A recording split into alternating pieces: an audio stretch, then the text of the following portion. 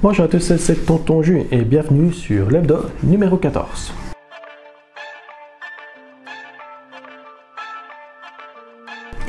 Alors ici, hebdo numéro 14, deuxième hebdo de l'année et j'avoue qu'il a assez bien démarré. Donc on a de quoi parler cette fois-ci.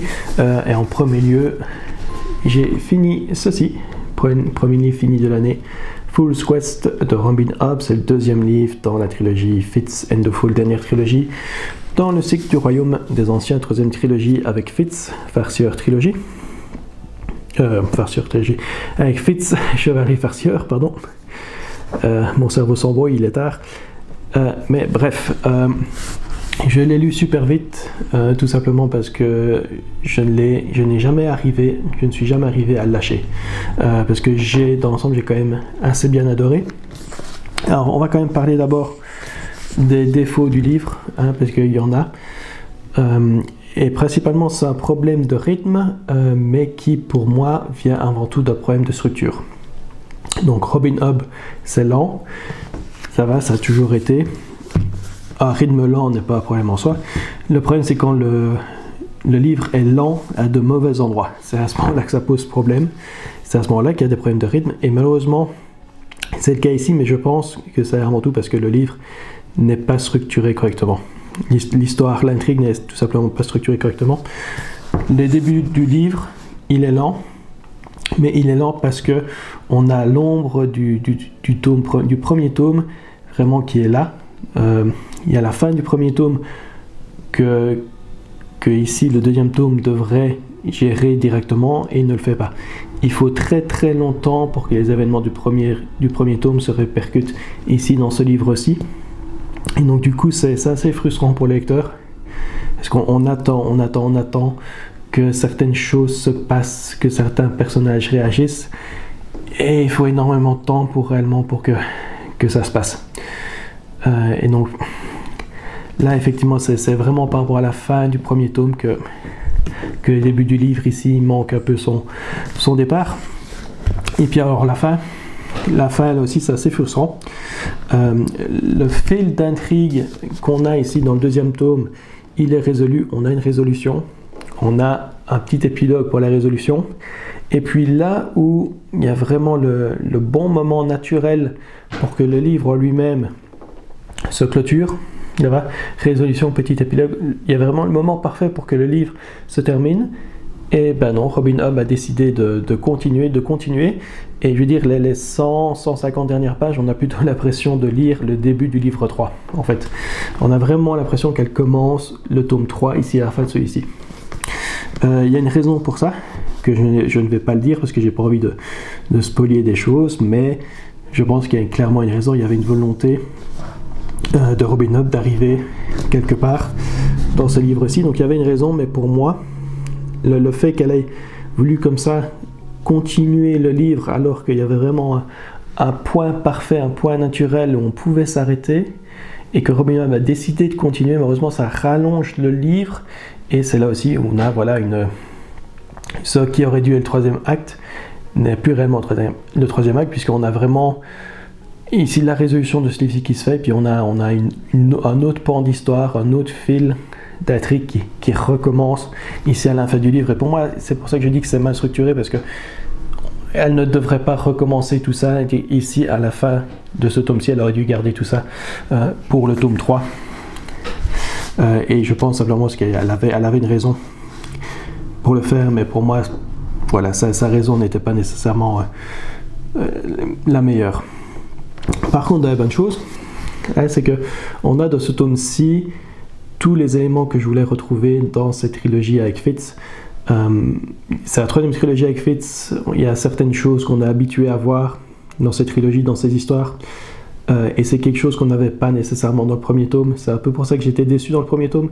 Mais ici, on a tous ces éléments-là. C'est vrai qu'ils reviennent enfin dans ce tome-ci. Donc ça m'a fait très plaisir. Et aussi, maintenant, on a vraiment deux séries de livres dans le Royaume des Anciens. On a les trilogies avec Fitz Chevalerie et on a tout ce qui concerne Rainwild, Chronicles, etc. et les Live Shit Trading, cette trilogie-là. Et dans ce livre ici, ben voilà, on a quand même maintenant les deux univers, je ne vais pas dire qu'ils se mélangent, mais voilà, les choses se répercutent un peu plus qu'auparavant, et ça, c'est tout aussi bien. Donc dans l'ensemble, j'ai bien aimé, mais voilà. Mais voilà, comme je l'ai dit, c'était quand même un très très bon livre ici pour commencer l'année. Il m'a quand même extrêmement bien plu malgré les problèmes que personnellement j'ai trouvé dans le livre. Alors ensuite, j'ai voulu continuer avec quelque chose d'un peu plus simple et de plus court surtout, The Narrow Road Between Desires de Patrick Rothfuss. Donc ici c'est un stand-alone qui se passe dans le même univers que sa trilogie Name of the Wind, et on suit le personnage de Bast, qui apparemment est un personnage qu'on rencontre dans ce livre-là. Mais personnellement, Bast, je me souvenais absolument pas de qui c'était, et le truc c'est que même après avoir lu ce livre-ci, je ne sais toujours pas qui c'est. Donc voilà, ça vous donne le ton. Globalement, simplement, je ne vois pas où se trouve l'intérêt du livre. L'histoire est banale, les personnages, il n'y a rien de bien neuf non plus là-dedans. Il y a certaines thématiques qui sont évoquées dans le livre, mais de façon hyper superficielle. Donc là aussi, c'est pas hyper intéressant. La prose de Rothfuss, elle est toujours très bonne. C'est sa qualité première, c'est sa prose et son style. Elle est toujours très bonne. L'art, il y a plein de vous voyez par exemple ici on a des petits dessins comme ça parfois dans le texte. Ça fait plaisir. Parfois on a complètement en pleine page comme ça. Ça fait plaisir, mais c'est pas ça qui sauve réellement le texte. J'ai envie de dire, c'est la dernière fois qu'il fait un livre comme ça. Il a fait aussi The Silent Regards of... Non, The Slow Regard of Silent Things. Quelque chose comme ça avec un autre personnage secondaire. Là, à la limite, je l'avais mieux aimé parce qu'il y avait... Voilà, au niveau des personnages, c'était quand même un peu plus étoffé. Et il y avait quand même une certaine atmosphère qui se dégageait du livre. Donc, il y avait peut-être un petit intérêt quand même dans le livre. Et ici, voilà, je ne vois pas où est l'intérêt du livre. Parce que tout est banal, quoi, au final. Tout est banal. Alors, passons à ce que je suis en train de lire. Et ici, je voulais continuer avec un livre pas trop prise de tête, parce que j'ai un livre pour finir ici fin janvier qui va quand même, à mon avis, être un livre où je vais devoir m'impliquer un peu plus. Donc, ici, je voulais vraiment avoir un livre assez léger. Encore une fois, Star Wars Heir to the Empire, Book 1 of the Throne Trilogy par Timothy Zahn. Alors, c'est un livre qui est paru en 91. Donc à l'époque, on n'avait que les 3 films de la trilogie originale. Et donc ici, ça fait partie de la collection Legends, donc qui est l'univers étendu Star Wars avant que Disney ne rachète les droits et commence à contredire un peu tout ça. Donc ici, le livre est sorti en 91. Il n'y avait que la trilogie originale, donc il y a déjà certaines choses, même avec les préquels, qui contredisent un peu ce qui est dans ce livre-ci, j'ai envie de dire, ou même parfois au niveau des expressions, etc. C'est un peu amusant à voir parce qu'on a vraiment des choses un peu différentes. Mais globalement, donc on est 5 ans après les événements de l'épisode 6 de Star Wars. On suit Han Solo, Leia, Luke Skywalker, nos 3 héros, mais on suit aussi le vilain Thrawn, Grand Admiral Thrawn, que Disney d'ailleurs a réintroduit. C'est pour ça que le livre m'intéressait, parce que j'avais croisé Admiral Thrawn dans les séries Disney. Et donc je pense que c'est dans cette trilogie-ci qu'il est introduit, je pense. Et on a aussi le personnage de Mara Jade qui est ici. Mara Jade, donc j'ai déjà croisé dans des comics aussi Legends considérés maintenant. Et donc j'avoue que ça m'intéresse aussi d'avoir un peu plus d'infos sur ce personnage-là. Comme je l'ai dit, c'est sympa, hein, on est sur un livre comme ça basé sur Star Wars. On sait bien que ça va pas être non plus hyper compliqué, mais je veux dire, il fait le boulot tout simplement. C'est sympa à lire, ça va. L'histoire donc maintenant a l'air d'avoir du sens, c'est toujours ça, et ça se lit quand même assez vite, donc normalement Je pense que même avant le week-end, il sera terminé celui-ci. Et alors la raison pour laquelle je voulais un livre quand même assez simple entre guillemets ici pour enchaîner, c'est parce que après ça je vais terminer mon mois de janvier, peut-être pas terminer le mois de janvier, mais en tout cas ça à mon avis me prendre plus de temps à le lire.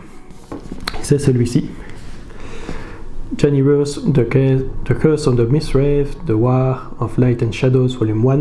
Donc c'est de la fantasy, c'est de l'epic fantasy, et c'est une série qui je pense a 12 ou 13 tomes, et le dernier tome est paru l'année passée, donc c'est une série pardon, qui est clôturée. Ça va, donc ça n'a pas de danger là de se retrouver bloqué. Et alors ici c'est, j'avais déjà lu l'année passée, j'ai lu sur ma liseuse. Pardon, j'ai lu sur ma liseuse ici je crois que le premier chapitre ou le prologue et le premier chapitre, quelque chose comme ça, qui m'avait extrêmement bien plu. C'est pour ça que je l'ai racheté en édition physique. Je l'ai acheté en édition physique parce que je préfère de manière générale lire en édition physique que sur la liseuse, mais effectivement ici on est vraiment sur un mass market paperback, donc c'est quand même petit. C'est quand même petit, mais normalement ça devrait aller. Mais par contre c'est une belle brique puisqu'on est à 850 pages, 830, on est à 830 pages. Et comme je l'ai dit, c'est le premier tome d'une série de 13 livres, donc c'est quand même une belle série ici. Et la raison pour laquelle je veux le commencer ici au mois de janvier, c'est qu'il y a beaucoup de booktubers anglophones que je suis qui vont faire un read-along, avec un read-along quand même assez important, avec beaucoup de personnes qui ont décidé de lire. Et donc ici c'est pas nécessairement pour me mêler au read-along en tant que tel, mais c'est juste pour être sûr de ne pas me faire spolier des choses en regardant des vidéos à ce sujet. Je préfère quand même le lire en même temps, comme ça je suis sûr que s'ils en parlent, il n'y a pas de danger que je me fasse spolier certaines choses, parce que j'aime bien aller dans ces livres là de la manière la plus aveugle possible. Et donc Janniverse, je n'ai lu qu'un seul livre d'elle, c'était The Empire d'auteur. C'est un livre qu'elle a écrit avec Raymond E. Fist. C'était aussi une fantasy et j'avoue qu'il m'avait extrêmement bien plu aussi. Donc j'avoue que j'ai quand même beaucoup d'espoir dans ce livre. C'est vraiment une série que j'espère que je vais aimer parce qu'elle a l'air quand même vachement intéressante. Alors au niveau vidéo publiée, j'ai publié le week-end passé mon bilan 2024 qui de manière générale a quand même été assez bien reçu. Le ratio vu pour les pouces levés est quand même assez bon. D'ailleurs si vous aimez bien cette vidéo, n'hésitez pas à la liker, ça fait toujours plaisir. Et pour ce week-end, normalement ça va être le plan lecture, mes projets lecture pour 2025. On va parler un petit peu de ce que je projette de lire cette année-ci. On va pas faire une TBR complète de plusieurs livres comme j'ai vu faire. Mes livres sont là parce que je compte filmer la vidéo juste après ceci. Donc je pense que j'ai une dizaine de livres simplement à discuter avec vous pour cette vidéo là, qui sera normalement pour ce week-end. Sur ce, si vous avez aimé la vidéo, n'hésitez pas à la liker et à vous abonner à la chaîne. Si vous avez des commentaires à faire, bons ou mauvais, n'hésitez pas. Ça fait toujours plaisir aussi. Enfin, pas toujours, mais un commentaire, c'est sûrement à prendre. Et moi, je vous dis à ce week-end pour la prochaine vidéo.